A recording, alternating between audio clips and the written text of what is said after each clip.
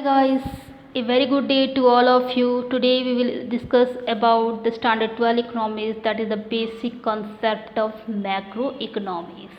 Now we start the introduction of macroeconomics and its concept. It's a very important topic, all of you know that.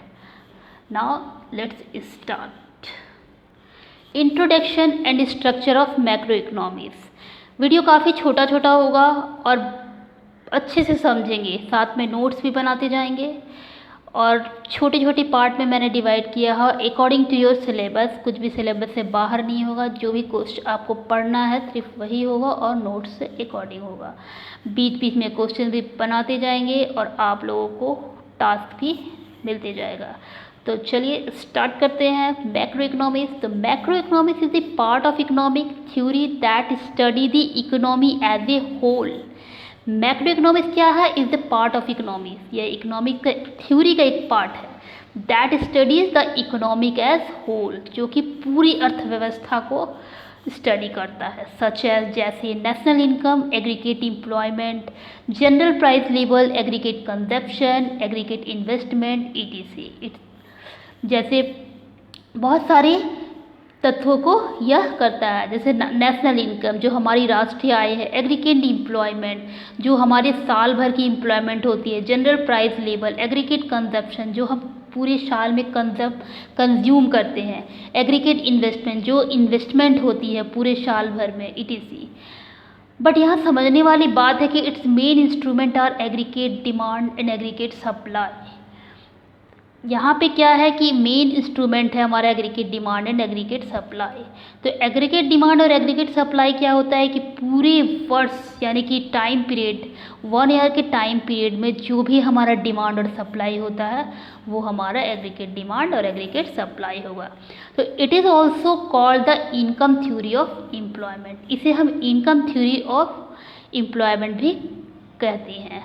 So now I hope you understand very well कि what is macroeconomics. The macroeconomics is the part of economic theory that study the economy as a whole, such as national income, aggregate employment, general price level, aggregate consumption, aggregate investment etc। And the main two instrument are what? That is aggregate demand and aggregate supply। तो यहाँ तक उम्मीद है समझ में आ गया होगा आप लोगों को अच्छे से। Now अब देखते हैं कि ये मैक्रो इकोनॉमिक्स के जो मीनिंग हमें हमारे सामने स्क्रीन पर है उससे क्या क्या हम क्वेश्चन बना सकते हैं। The first one question will be what is the main instrument of macroeconomics. Macroeconomics का मेन इंस्ट्रूमेंट क्या है? तो that is aggregate demand and aggregate supply. तो macroeconomics is also known as the income theory और employment theory. क्या होता था कि पहले जब हम पढ़ते थे इकोनॉमिक्स तो that was not divided in the macro and macro economics, हम जनरल इकोनॉमिक्स पढ़ते थे और ये सारे हमारे इंक्लूडेड नहीं थे। अब आइए पॉइंट 2 पे पहुंचते हैं। तो ये हमारा पहला कंसेप्ट क्लियर हो गया। अब हम दूसरा कॉन्सेप्ट देखते हैं कि स्ट्रक्चर ऑफ मैक्रो इकोनॉमिक्स। अब मैक्रो इकोनॉमिक्स का स्ट्रक्चर क्या होता है? अब सब जानने के बाद ये भी जानना ज़रूरी है कि मैक्रो इकोनॉमिक्स का स्ट्रक्चर होता क्या है।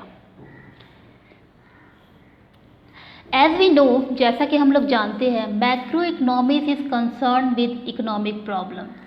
हमारी जितनी भी आर्थिक प्रॉब्लम है उस सभी को मैक्रो इकोनॉमिक कंसर्न करता है। At the level of an economy as a whole, economy के लेवल पे पूरे structure of macroeconomics implies study of different sector of the economy.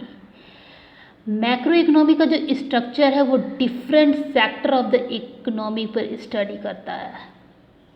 N economy may be divided into 2 different sector. Economy जो हमारा अर्थव्यवस्था है may be divided into different sector depending on the nature of study. हमारी study करने का nature पे depend करता है। फर्स्ट ऑफ ऑल हम जानेंगे कि producer sector engaged in the production of goods and services. Producer का जो सेक्टर होता है वो कहाँ पे इंगेज होता है, तो production of goods and services.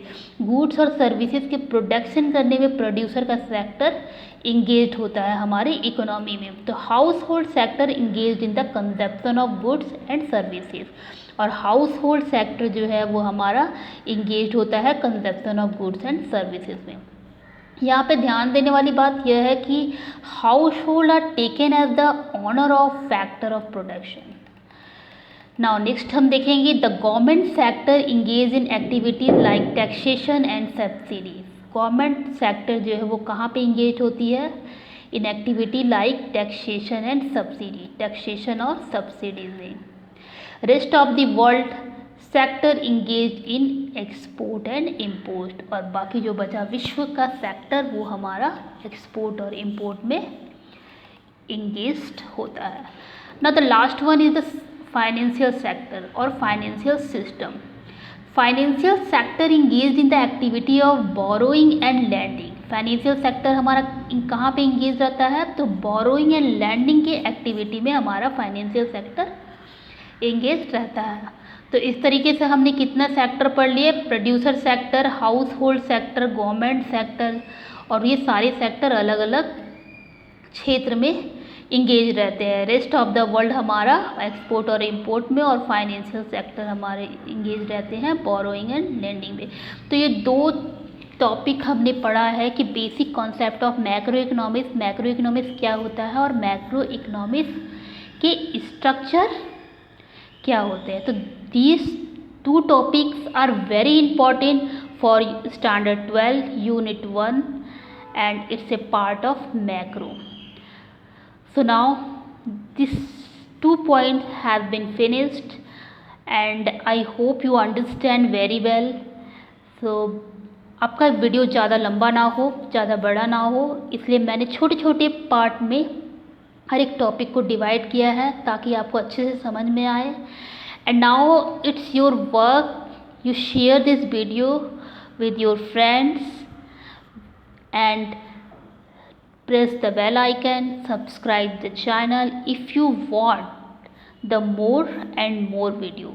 और साथ साथ में नोट्स बनाते जाएंगे ताकि आप एग्ज़ाम में इसे लिखें और याद करें, क्योंकि ये सिर्फ वीडियो देख लेने से याद नहीं होती है। वीडियो को अगर हम लिखेंगे तो उससे क्या होते हैं, हमारे वर्ड स्टॉक्स बढ़ते हैं, मेमोरी इंक्रीज़ होती है, और स्ट्रक्चर जैसे मैक्रो इकोनॉमी के स्ट्रक्चर, बहुत सारे स्ट्रक्चर अगर हमने पढ़ा है तो उसमें से हमारा कुछ हमारे माइंड में हमेशा रहता है। तो नाउ इट्स योर टास्क कि you make the 5 question from each and every topic here I am elaborating। So please write down the question and answer according to the topic. You can make the question from this topic. It is very easy. And if you have any problem, you write in the comment. I am for you. Thank you.